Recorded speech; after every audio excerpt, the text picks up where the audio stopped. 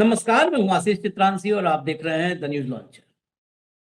Donald Trump और Netanyahu की जोड़ी ईरान को तबाह करने पर आमादा थी, लेकिन इस वक्त जब ये आप चर्चा देख रहे हैं तो हालात पलट चुके हैं।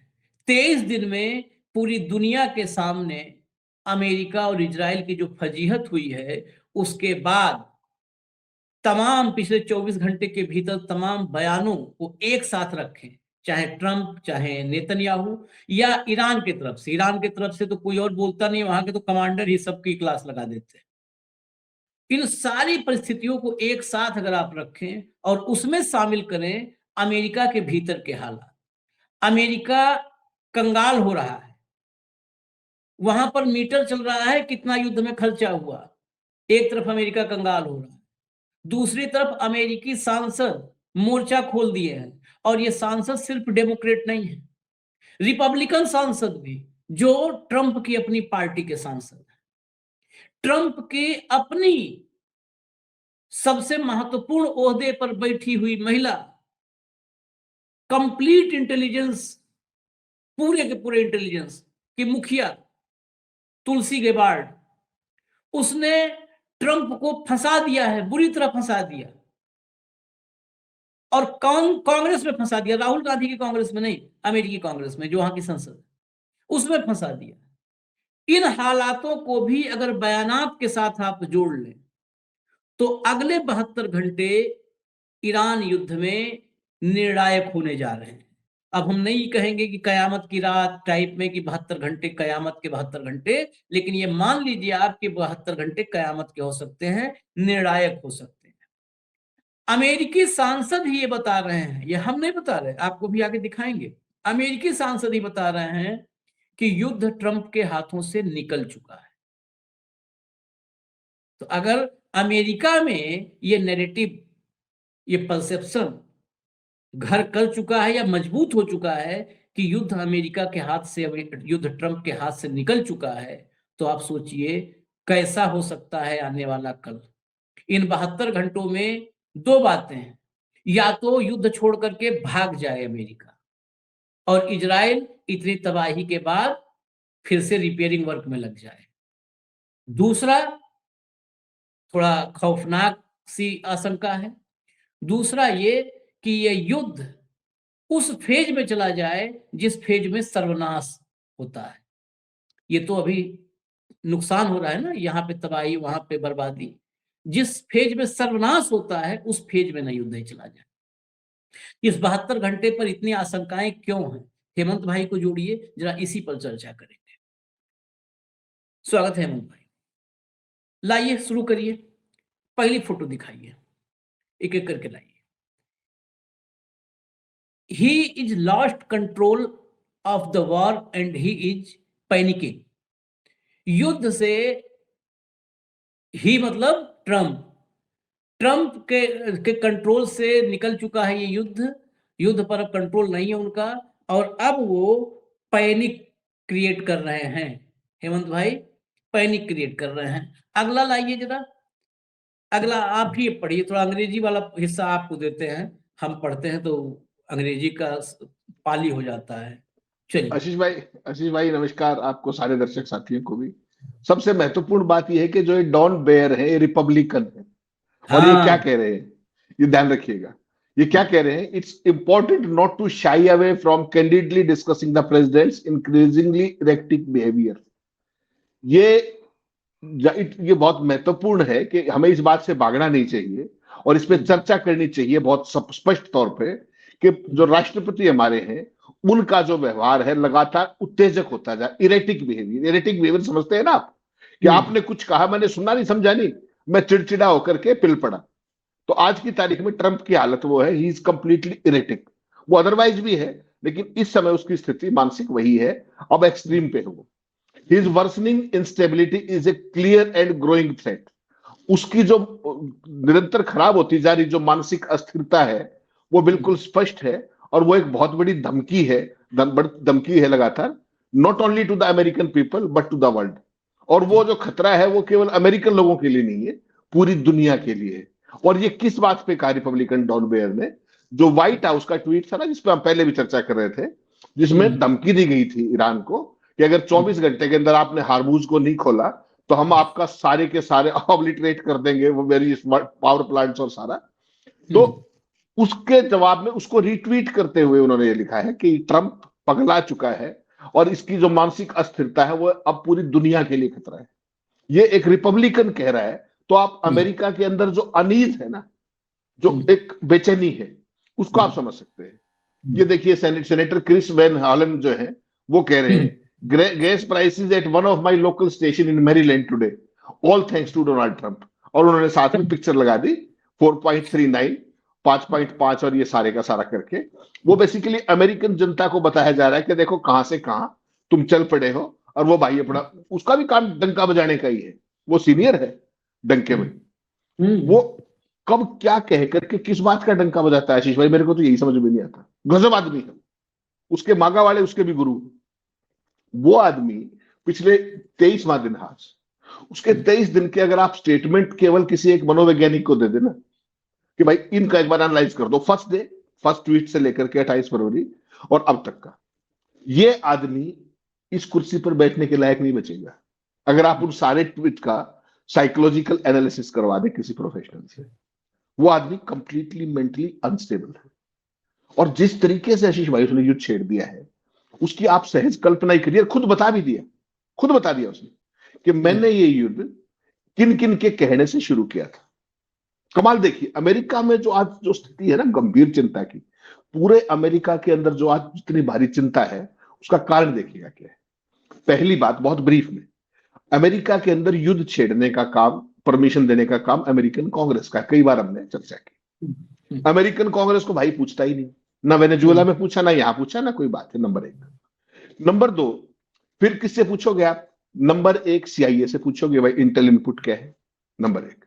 फिर अपने डिफेंस हेडक्वार्टर पेंटागन से पूछोगे, उसके बाद सेंटकॉम से पूछोगे, जो आपकी सेंट्रल कमांड है जिसके अंडर ये पूरा एरिया आता है, और टॉप आर्मी कमांडर्स, और उनसे पूछोगे। उसने क्या बताया कि मेरे को जो फीडबैक आया वो आया जेरेड कुशनर, जो उसका दामाद प्रॉपर्टी डीलर है, विटकॉफ, और ये जो उसका पूरा गैंग, जो यहूदी गैंग है, उन सब का आया। और उनके बेसिस पे भाई ने अकेले नहीं फैसला कर लिया।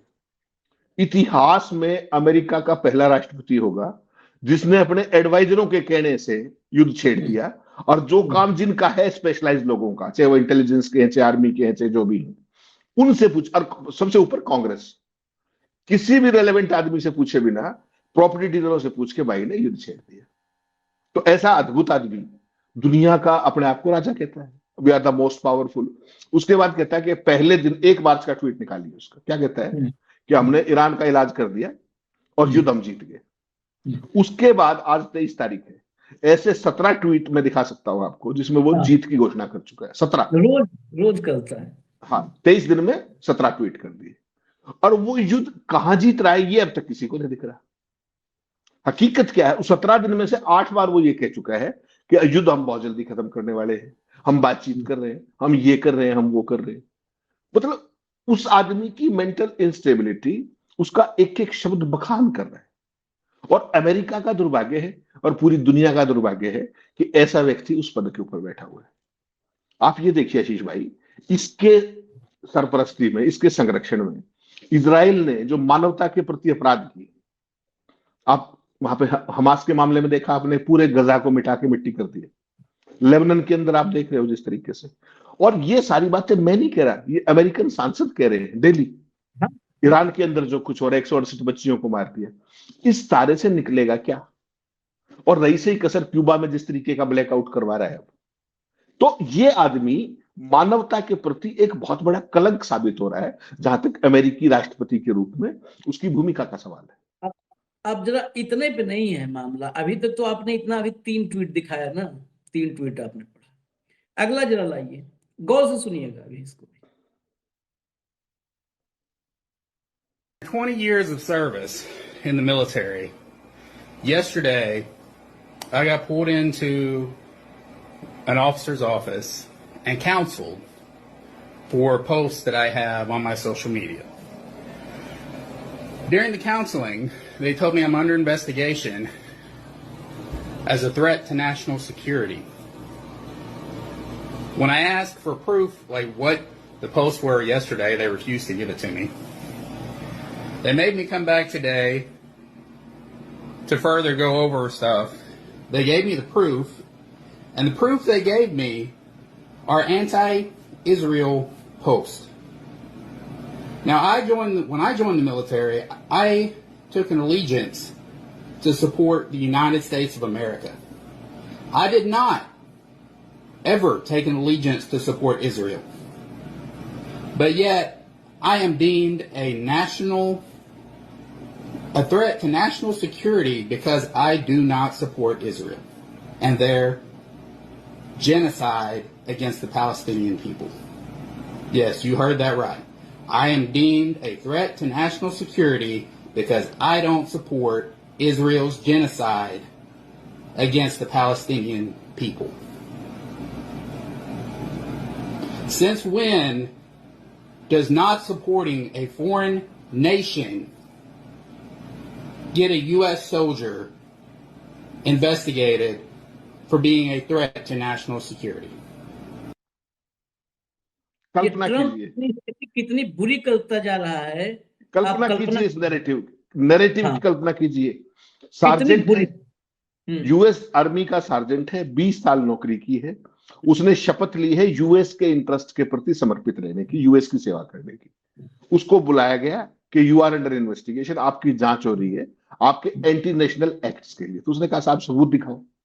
तो उन्होंने कहा सबूत नहीं दिखाए, अगले दिन फिर बुलाया और उसको उसके पोस्ट दिखाए जो इजराइल का जियोनिस्ट साम्राज्य है उसके खिलाफ। तो उसने कहा कि साहब मैंने शपथ ली है अमेरिका की, मैंने इजराइल की शपथ नहीं ली है। और इजराइल के खिलाफ बोलना कब से अमेरिका के अंदर एंटी नेशनल हो गया। ये वही परिस्थिति है, याद कीजिए आपके डंकापति की, या भी वही है कि अगर आप ईरान के पक्ष में 2 लाइन बोल के देखिए क्या होता है अपने साथ रोज। ये वही स्थिति है कि Israel is America and America is Israel. जो भेद था वो खत्म कर दिया है नेतन्याहू की आर्म ट्विस्टिंग और ब्लैकमेलिंग ने। अमेरिका तो हम बहुत बार क्या कहते हैं कि कंप्लीटली डेमोक्रेटिक कंट्री है, इंस्टीट्यूशंस जिंदा है, सारी बात है। अब ये अमेरिकन आर्मी का सार्जेंट है, इसको किसने बुलाया होगा? निश्चित तौर पे जो आर्मी की लीडरशिप है उसने बुलाया होगा। हाँ, ऑफिस उसके खिलाफ सारी डिसिप्लिनरी एक्शन और प्रोसीडिंग शुरू हुई। तो उससे ये कहने वाला भी तो कोई सेना का ही आदमी होगा ना कि आपने इजराइल के खिलाफ बोला और ये एंटी नेशनल एक्ट है।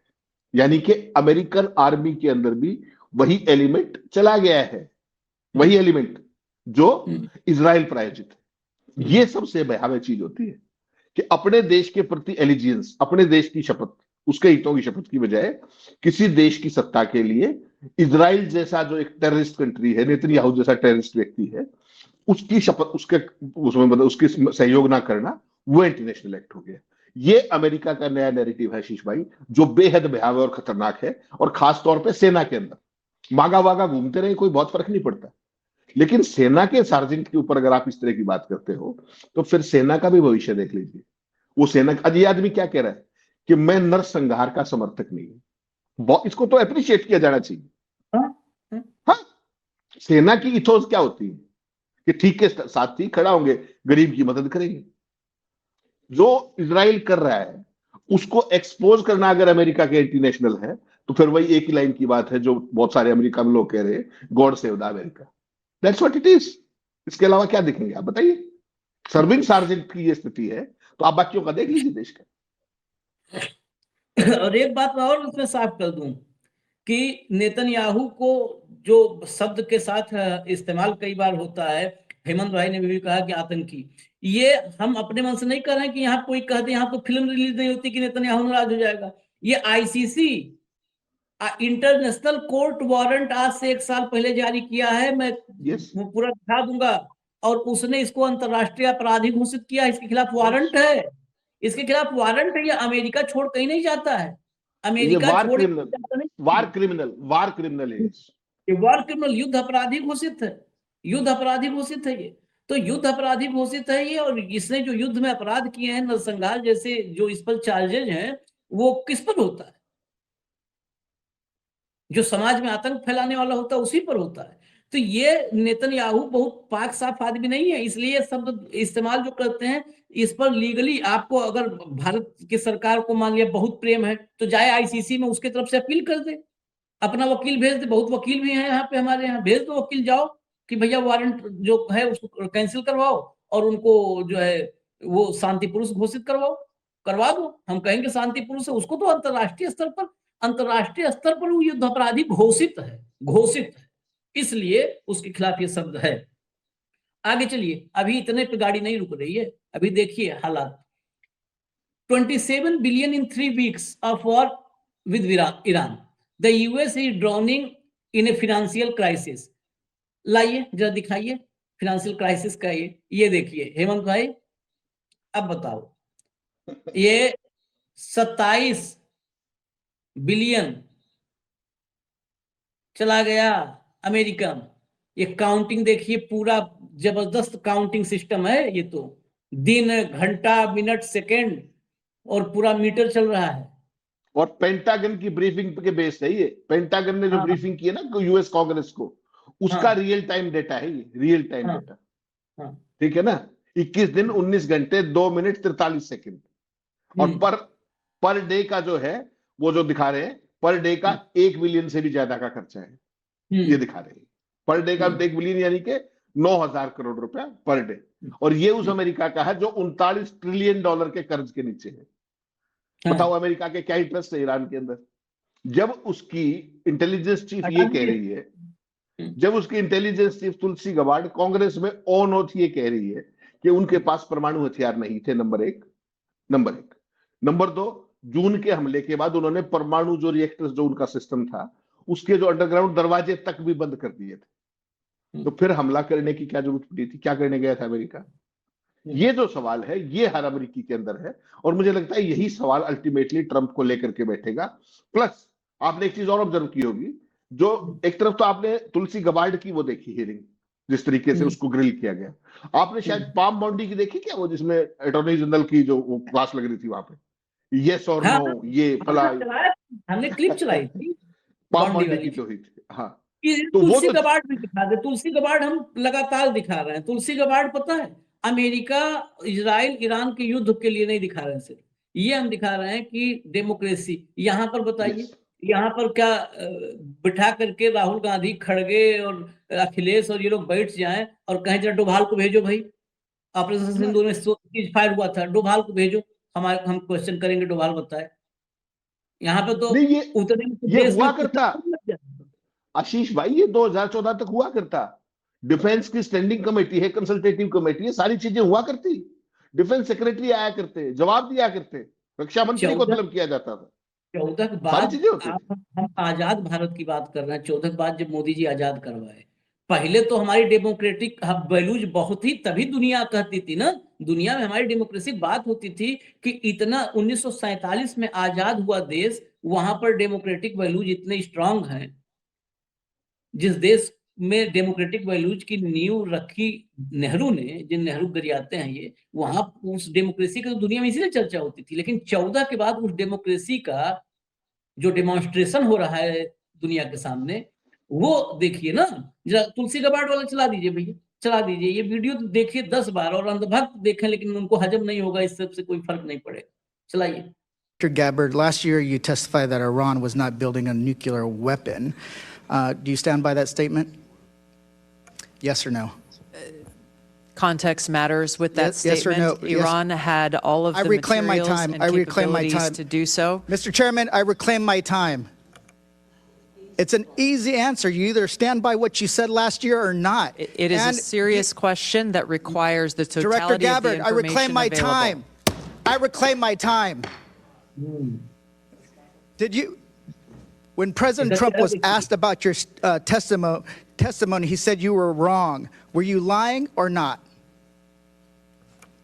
I stand by the intelligence Great. community's With that, complete assessment. Director Ratcliffe, when it came to the director's testimony, she said that Iran was not building a nuclear weapon last spring in Congress, and so the Supreme Leader has not authorized the nuclear weapons program. Do you agree with what she said or not? Yes or no? The director's right here. She can speak for herself. Oh, so I thought this was an intelligence community briefing. let's move on. Trump also said he didn't care what you thought or said. Should he care about what you have to say when it comes to intelligence? I continue to provide the president with the intelligence community's assessments on all matters. So let me just kind of get this straight. The department, you said that Iran was not building a nuclear weapon last year. President Trump said he didn't care what you thought, and you were wrong. They engaged in Operation Midnight Hammer. He then says it was obliterated. We hear later reports that in open source reporting that it was only set back by a few months. Then at the beginning of this war, he said that they were weeks away. I just want to kind of get a sense of, were they weeks away of achieving a nuclear weapon? Yes or no? Congressman, this is a serious matter, and you've made some very serious mischaracterizations Yes here. or no? Were they weeks and so away? It would be Yes a or no? disservice to you and the American people to answer this question Reclaiming with a mere yes or reclaiming no. my time. Were they weeks away or not? The American people need to know if this was an imminent threat or not. If they're weeks away or not. If they're months away or not. None of this dodging. Were they an imminent threat? Yesterday you said that only the president, the only person who can determine what is an imminent threat is the president of the United States. Do you stand by that statement? Yes, I do. Director Ratcliffe, do you agree with that assessment? That the president is the only person that can determine if something is an imminent threat or not? The president's commander-in-chief gets to make a decision about what's an imminent threat. The intelligence community, well, the intelligence... Reclaim my time. Reclaim my time. Intelligence community has provided a body of intelligence my time. that supports the reason why the decision is that if the president can made. determine and ignore what you're doing, why do you guys even have a job? Why do you even advise them? So you're saying tomorrow the president of the United States can say China is an imminent threat, and then he can take his own... No matter what the intelligence says, he can take his own action. So that's what you're basically saying. Okay, let's go on. Director Gabbard, you said that North Korea has intercontinental ballistic missiles that can reach the homeland. Yet, the Defense Department said that Iran was at least 10 years away from achieving an intercontinental ballistic missile that can reach the homeland. Which one is a more serious threat, North Korea or Iran?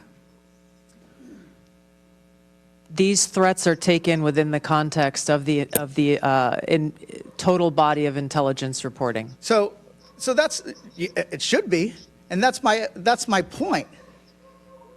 It's not just about having the capability of building a weapon. It's if they can actually deliver that weapon, if they have the intention of doing that. How many weeks away are they? We haven't heard that there were weeks away. We haven't heard that there were months away. But that's what we're waiting for. Imminent, to me, means is that they're mobilizing troops. They're moving things into position, artillery. They're getting ready to attack. But everything that we've heard is that this is not the case. Hemant भाई, ये video पता है कितने बार देख चुका हूँ, मतलब programme में दिखाने के अलावा मैं कम से कम 10 बार। ये देखने के बाद आनंद आ जाता है। मुझे लगता है ऐसी ही डेमोक्रेसी की कल्पना करता हूँ कि ये डेमोक्रेसी हो। ये खड़ा कर दो राजनाथ सिंह को नींबू मिर्चा लेकर के सामने और बताओ सीज फायर कैसे हुआ। तुम्हें पता था कि नहीं था? पता था तो अमेरिका ट्रंप ने कैसे ट्वीट किया? पता था तो ट्रंप के बाद पाकिस्तान ने कैसे ट्वीट किया? तुम तीसरे नंबर पे क्यों आए? जयशंकर को खड़ा कर दो, डोभाल को खड़ा कर दो, जेम्स बॉन्ड जिसको बता करके प्रचारित कर रहे हैं 12 साल से, हैं? इसलिए इस क्लिप को लाए हम। हालांकि हमारी चर्चा अगले 72 घंटे पर है, उस संदर्भ में भी बड़ा महत्वपूर्ण है। ये आगे ट्रंप के साथ क्या हो सकता है, उसका ये संकेत है। नहीं आशीष भाई, इस पूरी जो आपने बातचीत दिखाई, इसके अलावा भी बहुत कुछ था वहां। एक तो ये पार्ट है, इसके अलावा अगर आप पूरी हियरिंग सुनोगे तो ट्रंप की पोजीशन तो इसी से अनटेनेबल हो जाती है। जब सीआईए डायरेक्टर ये कह रहा है कि हमने अपनी रिपोर्टिंग कर दी थी, उसके बाद फैसला लेना उसका काम था, तो और वो ये कह रहा है कि मेरे पास जो मैंने फैसला किया वो उसका एजेंसीज का जिक्र ही नहीं कर रहा, पेंटागन का जिक्र ही नहीं कर रहा, वो इंटेल का जिक्र नहीं कर रहा। वो कह रहा है मैंने तो कुशनर के कहने से, विटकॉफ के कहने से, और वो जो विदेश मंत्री आपके मित्र हैं उसके रूबियो के कहने से, मैंने तो उनसे फैसला किया था। तो बिल्कुल ठीक कहा जो सेनेटर थे, उन्होंने बिल्कुल सही तो कहा कि फिर तो आप लोगों के नौकरी की जरूरत ही नहीं, फिर आप किस लिए हो? अगर राष्ट्रपति को यूं ही फैसले लेने हैं, so then why your job should be there. तो ये बिल्कुल एक तरीके से ना, ये होती है ट्रांसपेरेंसी, कि अमेरिकी शासन का पूरा मुखौटा उतार के जनता के सामने टांग दिया 33 करोड़ के सामने, कि ये प्रशासन चल रहा है आपका। और आपके यहां तो आपने बहुत अच्छी बात की, सीज फायर का आज तक किसी को कुछ पता हो? ठीक, तमाम आतंकी हमले हुए जिनके ऊपर चुनाव लड़े और जीत लिए गए, उनके बारे में कोई ब्रीफिंग हुई हो किस तरीके की? कोई मतलब ही नहीं। और बाहर आने का तो सवाल ही नहीं है, सब कुछ सूत्र, और सूत्र के अलावा कुछ नहीं। ये जो हियरिंग्स है, इससे इसलिए मैं आपको कहता हूं कि अमेरिका के अंदर डेमोक्रेटिक इंस्टीट्यूशंस फिर भी वाइब्रेशन में है, वो काम करते हैं, और सारी चीजें आपके सामने है, आज हिंदुस्तान में बैठे हुए सामने है। तो अमेरिकन जनता के सामने तो पिछले 48 घंटे से एप्स्टीन के मामले में जिस तरीके से कांग्रेस ने घेरा पॉम बॉन्डी को, आप उसको समझिएगा क्या किया उसके साथ, कि तुम कितने दिनों से 35 लाख फाइलों को लेके बैठी हो। उसने कहा मैं नहीं लेके बैठी। उसने कहा तुमने रिडायरेक्शन ऐसे कैसे किया? और फिर वो एक पर्टिकुलर जो बेचारी भुक्तभोगी थी, उसके जिक्र के ऊपर उसको ऐसा ग्रिल किया, आशीष भाई ऐसा ग्रिल किया, दिखा भी नहीं सकते यहाँ पे, क्योंकि वो जो सीनेटर साहब थे वो भी बहुत बच बच के बोल रहे थे उन शब्दों को। तो अमेरिकन की जो पूरी की पूरी सियासत है, वहां ट्रंप जैसा आदमी सिलेक्ट होके आ गया, इलेक्ट होके आ गया, एक अलग पक्ष। उसके बावजूद भी इंस्टीट्यूशंस काम कर रहे हैं। इससे पहले आपने सार्जेंट का दिखाया, उस सार्जेंट का कुछ नहीं बिगड़ेगा, you take it from me, उसका कुछ नहीं बिगड़ेगा, ठीक है ना? अरे भाई अभी बीच में खाली एक चीज और इसमें इनपुट डाल दूं। कल की क्लिप आपने शायद देखी हो, एबीसी न्यूज की रिपोर्टर थी, एबीसी वहां पर है, तो एबीसी की रिपोर्टर थी, उसने जब ये आते हैं रोज अपना वर्बल डायरिया के लिए, तो उसमें पूछ लिया कि एप्स्टीन फाइल्स पर सवाल कर लिया। ये भड़क गया। पहले तो उसको मतलब बहुत ही अभद्र भाषा रिपोर्टर के लिए इस्तेमाल किया ट्रंप ने। उसके बाद क्या कहा कि इस जो एबीसी है, इस चैनल का लाइसेंस ले लेना चाहिए, इस चैनल को बंद करवाना चाहिए।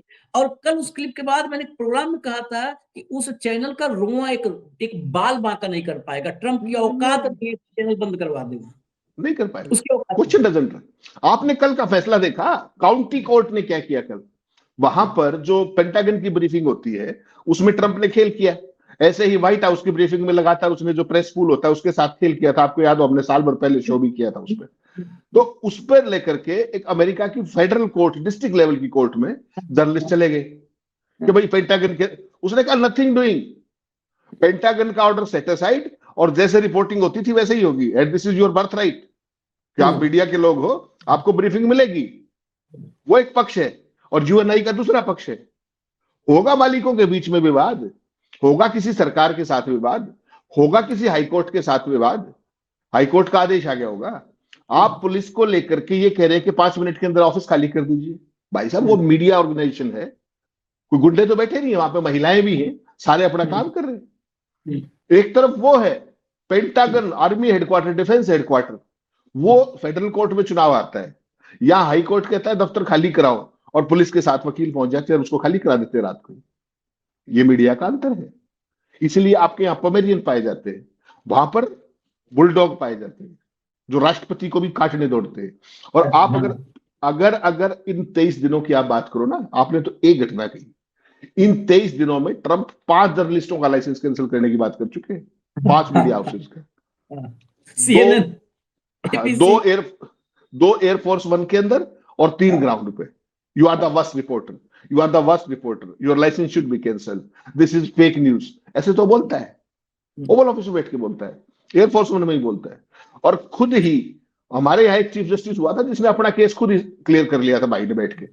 अब उसकी राज्यसभा की टर्म खत्म हो गया, पता नहीं क्या करेगा वो। तो ट्रंप से एयरफोर्स 1 में एप्स्टीन के बारे में पूछ लिया कि भाई ये लेटेस्ट रिविलेशन है और ये सारी चीज है, न्यूयॉर्क टाइम्स ने ये सारी डिटेल्स निकाल दी। पता है क्या बोला? आई एम ऑलरेडी एक्सोनरेटेड, मैं तो पहले आरोपों से मुक्त हो चुका हूं। अकेले नहीं, चलो उस भाई ने जो अपने वाला चीफ जस्टिस था, उसने तो 4 और बिठा रखे थे कहने के लिए, गवाही के लिए। इसने तो खड़े खड़े अपने आप को क्लीन चिट दे दी। तो दुनिया के ऊपर ऐसे नमूनों का शासन है। उसके बावजूद भी आशीष भाई, एक जो सुकून है ना, वो ये है कि अमेरिका के अंदर इंस्टीट्यूशंस जिंदा है। यही आपके सबसे यहाँ, बड़ा। आपके यहाँ, हमारे यहाँ अगर कोई सबसे बड़ी चिंता की बात है तो यही है कि हमारे इंस्टीट्यूशंस कंप्लीटली कंप्रोमाइज होने की तरफ बढ़ गए हैं। अरे और वो भैया, चीज आप कल्पना कर सकते हैं। हमारे यहाँ वो दीपक, जो कोटद्वार वाला दीपक, जिसने मोहम्मद दीपक कह के इतनी बड़ी मिसाल पेश की थी, ये मोहम्मद करके नहीं, जो उसने किया था, बहुत बड़ी मिसाल पेश की थी। उसको हाई कोर्ट के जस्टिस ने क्या बोला पता है आपको? नहीं था। यू आर एक्यूज्ड, हाँ, यू आर तुम एक्यूज्ड। आरोपी क्यों चाहिए? तुम्हारी जांच खुद पुलिस कर रही है। बताओ, अब उस जज के पांव हम धो के पिए तो ही एक ही उपाय है ना कि वो कर लें। ऐसे ऐसे जजों बहुत को, आ गए, ऐसे इतने लोग आ गए हैं अब। आप ऐसे ही किस अब चीज आ के, गए, अब ऐसे ही है। नया वो नॉर्मल है ये, नया बीच बीच नॉर्मल। में एक दो अतुल श्रीधरन जैसे हैं, उनको ढकेल दिया गया है कहीं कोने में। खैर, कुछ हिस्से बचे हैं, उनको, उनसे समझिए, क्योंकि हम बीच में ये 72 घंटे को समझने के लिए बहुत सारी चीजें दिखा रहे हैं। इसको समझना होगा, कड़ी में जोड़ना होगा। थोड़ा सा बचा है, वक्त हो गया है भैया, अगला लाओ फटाफट। Iran wants US Israeli water desalination facilities in region will be hit if energy infra attacked। अगर एनर्जी इंफ्रा पर अटैक किया गया तो जितना जल शोधन का है संयंत्र, सब तबाह कर देंगे। और जल शोधन संयंत्र तबाह किया अगर, तो आप समझ लीजिए, तेल के बगैर तो दुनिया फिर भी चल गई, पानी के बगैर सब मर जाएंगे मिडिल ईस्ट में। और ऐसे ऐसे देश हैं कि कतर, कुवैत, कोई 90% इसके भरोसे है, कोई 75%, कोई 85%। ये है 85%, 90% जो इसके भरोसे है, वो क्या करेगा फिर? क्या करेगा? आगे चलिए, जरा आगे चलिए, जो एक बार सारा दिखा करके और फिर चलते हैं, फिर फाइनल कंक्लूड करेंगे।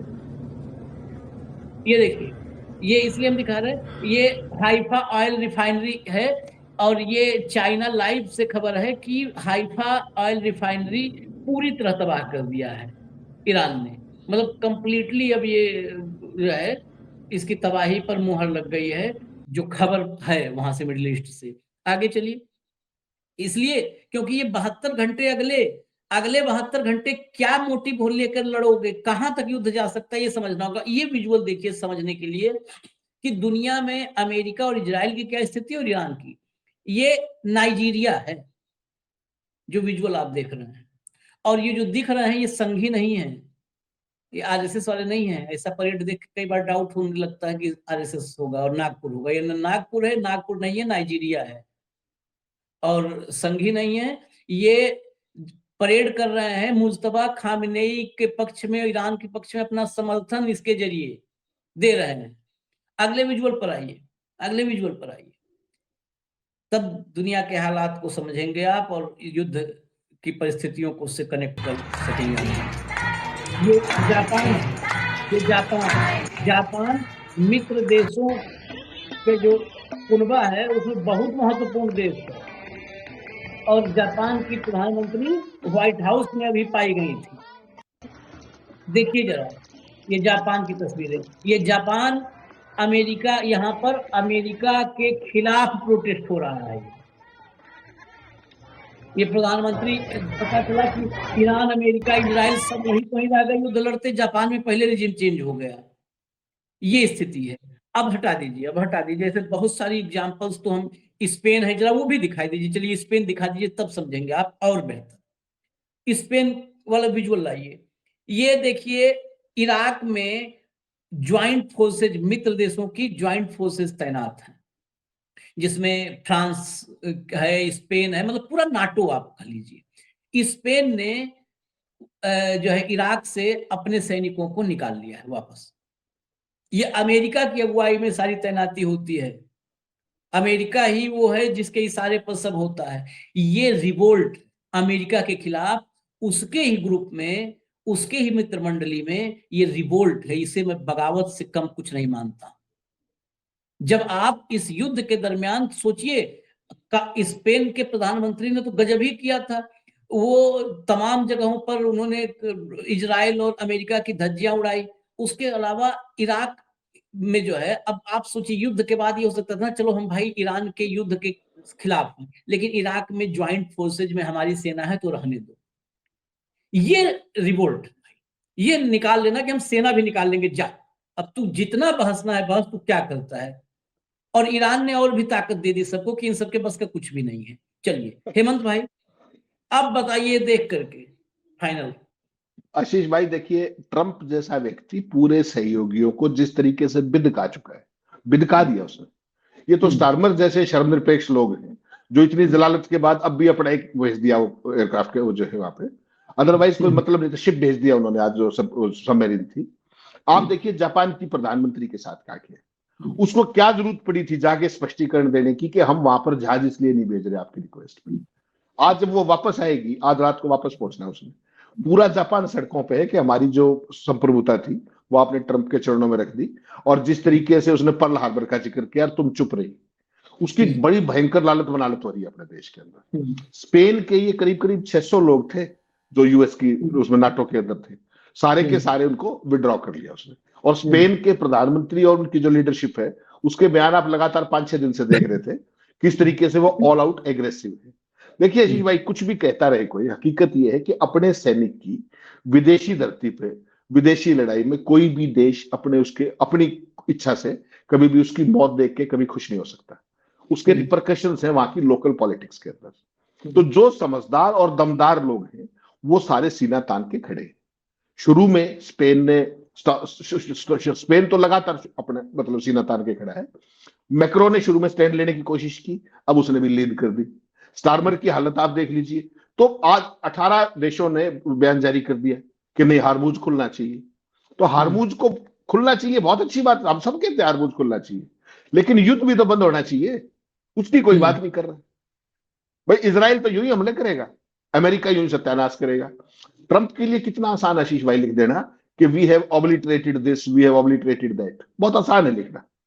उसको बनाने में कितने वर्ष लगे होंगे, क्या तपस्या लगी होगी, और अब उसका जब दोबारा बनाओगे उसकी क्या स्थिति होगी, उसकी चिंता किसी को नहीं है जितने नाटो एलाइज। 18 देशों का स्टेटमेंट है और कह क्या रहे कि हारमूज को खोल दो, यानी कि मेरा इंटरेस्ट, उनका कोई इंटरेस्ट नहीं, और वो हारमूज के ऊपर भी ये ना करें। तो कुल मिलाकर के पूरी दुनिया के अंदर ट्रंप की अगुवाई में एक गैंग ऑफ अपॉर्चुनिस्ट है जो पूरे तरीके से धन कुबेरों के द्वारा प्रायोजित है, और जो कहते कुछ है और करते एग्जैक्टली उसका उल्टा है। आप खेल देखिए छोटा सा, बहुत बहुत ब्रीफ में। ट्रंप क्या कहता है कि दुनिया के एनर्जी प्राइसेस को स्टेबलाइज करने के लिए मैंने रशिया को थोड़ी सी डील दी है तेल बेचने की, और ईरान को दे दी। ठीक, ये कार्रवाई कल और 3 दिन पहले हुई, और उसने व्हाइट हाउस में बैठ के क्या कहा कि एनर्जी प्राइसेस का हाई होना अमेरिका के लिए तो बहुत अच्छी बात है, हम दुनिया के सबसे बड़े प्रोड्यूसर हैं, हमारे पास बिलियंस एंड बिलियंस आ रहे हैं। कह क्या रहा है और कर क्या रहा है, ये भेद जिस दिन समझ में आ जाएगा उस दिन ये एलाई भी मुंह दिखाने लायक नहीं बचेंगे।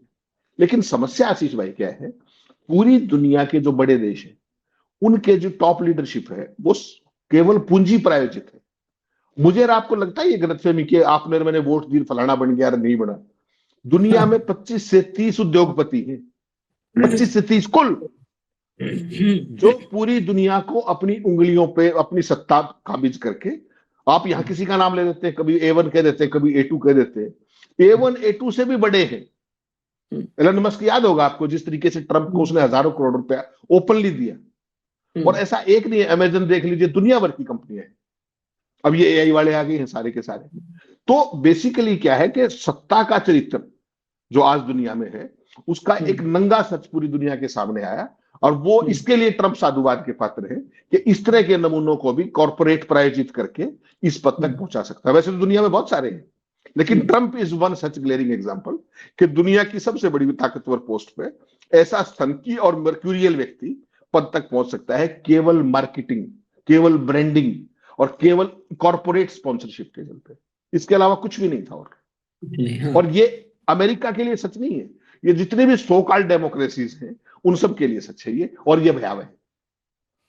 चलिए इजाजत दीजिए, हमें कार्यक्रम लंबा हो गया, लेकिन क्या करें, इंफॉर्मेशन आप तक लानी है, आपकी गाली भी सुन लेंगे, कोई बात नहीं है भाई। लंबे पे कई लोग बातें, लंबा वीडियो कर दिया, लंबा सारा कंटेंट ही है, कंटेंट पे ही एक चर्चा हो रही है, तो इस वजह से थोड़ा लंबा हो जा रहा है। इजाजत दीजिए हमें, धन्यवाद हेमंत भाई, फिर आते हैं अपडेट के साथ, नमस्कार।